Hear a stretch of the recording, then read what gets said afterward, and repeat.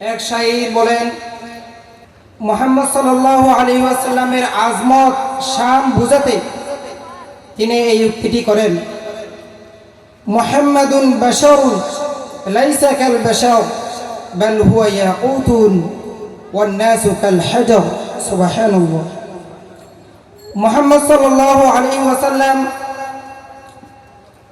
আমাদের মতো জাত হিসেবে মানুষ, কিন্তু তিনি সাধারণ মানুষ নয়। যেমনিভাবে ইয়াকুত পাথর, কিন্তু অন্যান্য পাথরের চেয়ে ইয়াকুত পাথর অনেক মূল্যবান।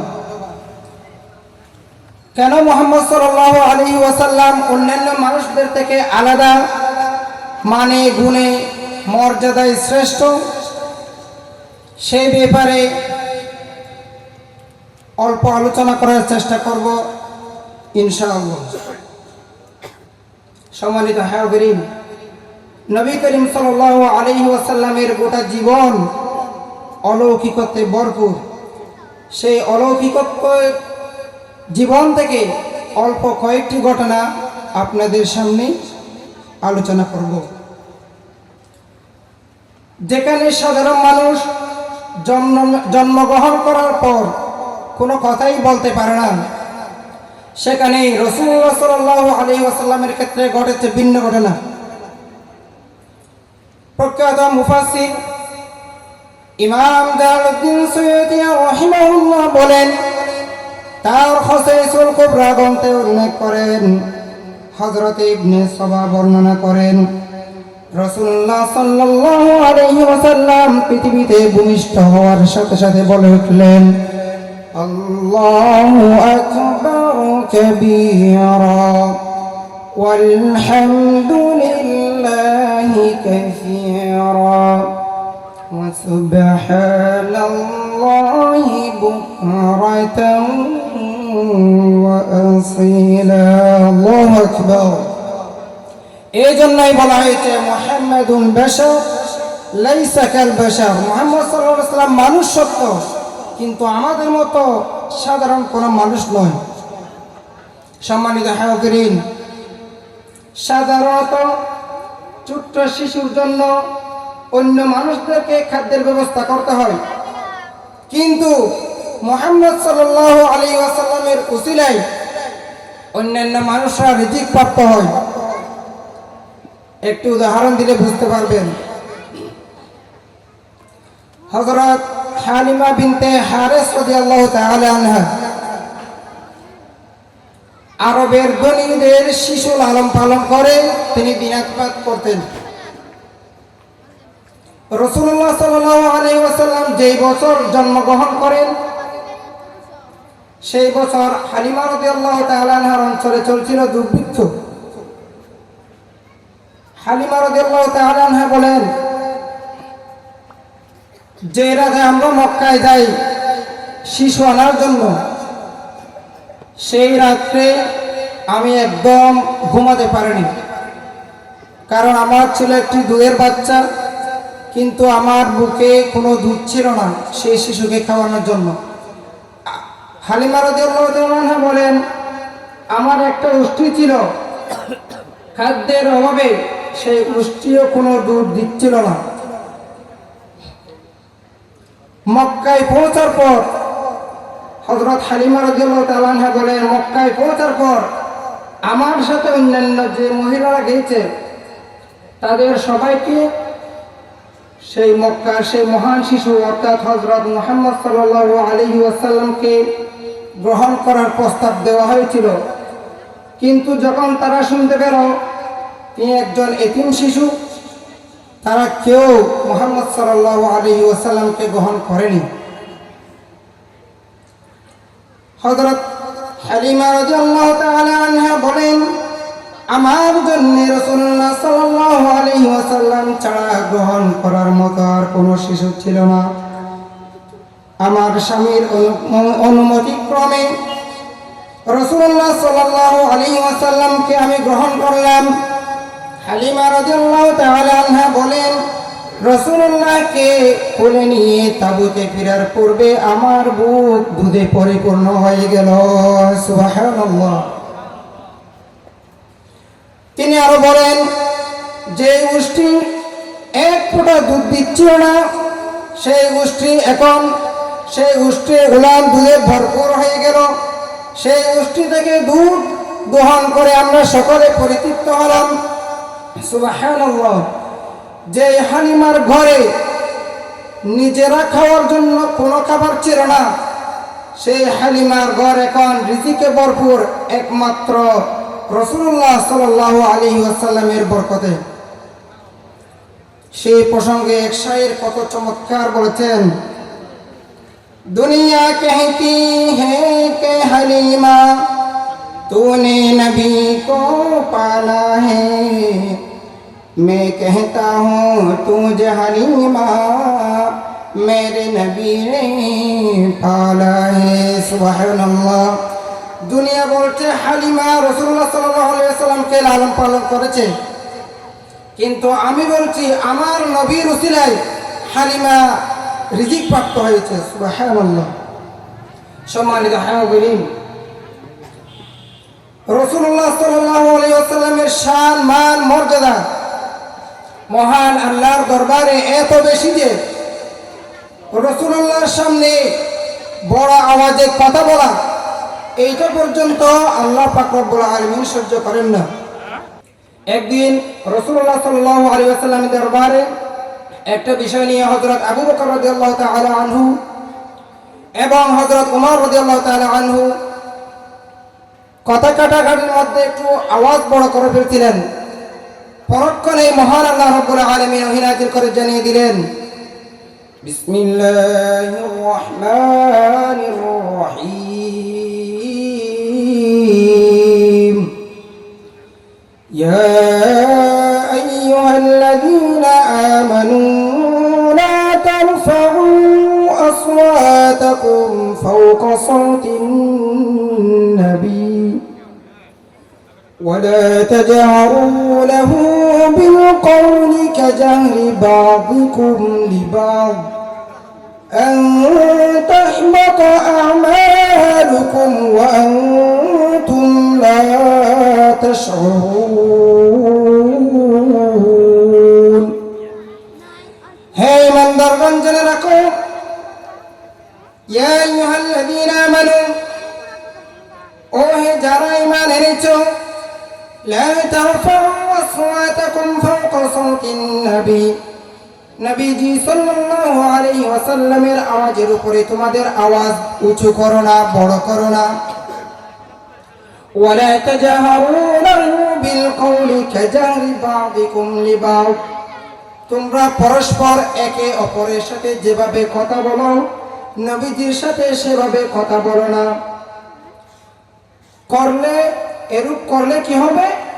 আন তাহবাতা আমালুকুম ওয়া আনতুম লা তাশউরুন, তোমরা যেসব নেক আমল সমূহ করো, যেসব ভালো কাজ করো, সেগুলো বরবাদ হয়ে যাবে।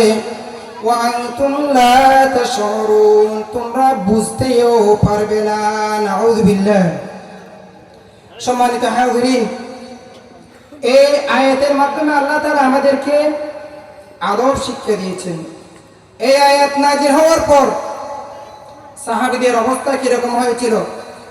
হযরত ওমর রাদিয়াল্লাহু তাআলা আনহু, যার ব্যাপারে রাসূলুল্লাহ সাল্লাল্লাহু আলাইহি ওয়াসাল্লাম বলেছেন, ওয়া আশাদ্দুহুম ফি আমরিল্লাহি ওমর, আল্লাহর হুকুমের ব্যাপারে, আল্লাহর আদেশ বাস্তবায়নের ব্যাপারে যিনি অত্যন্ত কঠোর, সেই হযরত ওমর রাদিয়াল্লাহু তাআলা আনহু বলেন,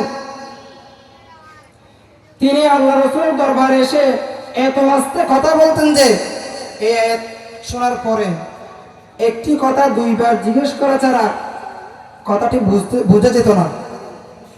হযরত আবু বকর রাদিয়াল্লাহু তাআলা আনহুর অবস্থা কি? তিনি একদম কানে কানে ফিস ফিস করে রাসূলুল্লাহর সাথে কথা বলতেন, যদি বেয়াদবি হয়ে যায় সেই বই। হযরত সাবিত ইবনে কায়েস রাদিয়াল্লাহু তাআলা আনহু এই আয়াত নাযিল হওয়ার পর রাস্তার ধারে বসে বসে কান্না করতে লাগলেন। তিনি ভয়ে আল্লাহ রাসূল সাল্লাল্লাহু আলাইহি ওয়াসাল্লামের দরবারে যাওয়া বন্ধ করে দিলেন।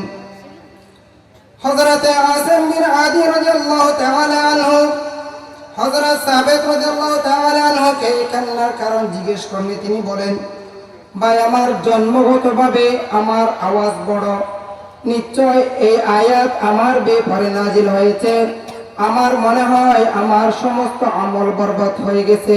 আমি সেই ভয়ে কান্না করতে আছি এবং আল্লাহ রাসূল সাল্লাল্লাহু আলাইহি ওয়াসাল্লামের সাথে বেয়াদবি হয়ে যাওয়ার ভয়ে আমি আল্লাহ রাসূলের দরবারে যাওয়া বন্ধ করে দিয়েছি। সুবহানাল্লাহ। এই ঘটনা যখন রাসূল সাল্লাল্লাহু আলাইহি ওয়াসাল্লামের কাছে পৌঁছালো, তখন তিনি হযরত সাবিত বিন কাইস রাদিয়াল্লাহু তাআলা আনহুকে ডেকে শাহাদাতের মৃত্যু এবং বেহেশতের সুসংবাদ দিলেন। হযরত সাবিত রাদিয়াল্লাহু তাআলা আনহু খুশি হয়ে রাসূলুল্লাহ সাল্লাল্লাহু আলাইহি ওয়াসাল্লামকে বললেন, আমি আর কখনো আপনার আওয়াজের উপর বড় করে আওয়াজ করব না। সুবহানাল্লাহ। সম্মানিত হাজিরিন, রাসূল সাল্লাল্লাহু আলাইহি ওয়াসাল্লাম এখন তো আমাদের মাঝে নেই, তাহলে এই আয়াতের উপর আমরা কিভাবে আমল করব? এই আয়াতের চাহিদা হচ্ছে রাসূল সাল্লাল্লাহু আলাইহি ওয়াসাল্লাম আমাদের মাঝে নেই, ঠিক আছে, কিন্তু তার জীবন আদর্শ তথা সুন্নাহ আমাদের মাঝে বিদ্যমান। সুতরাং আমাদের সকলের উচিত রাসূলুল্লাহ সাল্লাল্লাহু আলাইহি ওয়াসাল্লামের সুন্নাতের প্রতি, রাসূলুল্লাহ সাল্লাল্লাহু আলাইহি ওয়াসাল্লামের জীবন আদর্শের প্রতি সর্বোচ্চ শ্রদ্ধা প্রদর্শন করা। আল্লাহ তাআলা বলেন, লাকাদ কানা লাকুম ফি রাসূলিল্লাহি উসওয়াতুন হাসানাহ। তোমাদের জন্য রাসূলুল্লাহর জীবনে রয়েছে সর্বোত্তম পদ্ধতি। সুতরাং আমাদের ব্যক্তি জীবন, পারিবারিক জীবন, রাজনৈতিক জীবন সর্বাবস্থায় রাসূলুল্লাহ সাল্লাল্লাহু আলাইহি ওয়াসাল্লামের জীবন পদ্ধতি তথা সুন্নাহ অনুসরণ করতে হবে। গণতন্ত্র, জাতীয়তাবাদ, পুঁজিবাদ, সমাজতন্ত্র ইত্যাদি মতবাদ, যত ধরনের মতবাদ আছে, এই সমস্ত মতবাদকে যদি রাসূলুল্লাহ সাল্লাল্লাহু আলাইহি ওয়াসাল্লামের পদ্ধতির চেয়ে উত্তম মনে করা হয়, তাহলে ঈমান ভঙ্গ হয়ে যাবে। নাউযুবিল্লাহ। সম্মানিত হাজিরিন, রাসূলুল্লাহ সাল্লাল্লাহু আলাইহি ওয়াসাল্লাম আল্লাহর দরবারে কেমন প্রিয়। ইব্রাহিম আলাইহিস সালামের লকব ছিল খলিলুল্লাহ। খলিলুল্লাহ বলা হয় আল্লাহকে খুশি করার জন্য যিনি সব কিছু করেন। আর আমাদের নবী হযরত মুহাম্মদ মুস্তাফা সাল্লাল্লাহু আলাইহি ওয়াসাল্লামের লকব ছিল হাবিবুল্লাহ। আর হাবিবুল্লাহ বলা হয় যাকে খুশি করার জন্য আল্লাহ তাআলা সব কিছু করেন। সুবহানাল্লাহ। সূরাতুদ দুহা নাযিল হওয়ার পর রাসূলুল্লাহ সাল্লাল্লাহু আলাইহি ওয়াসাল্লাম সাহাবীদেরকে ডেকে বললেন, হে আমার সাহাবীরা শোনো, আল্লাহ তাআলা আমার সাথে ওয়াদা করেছেন,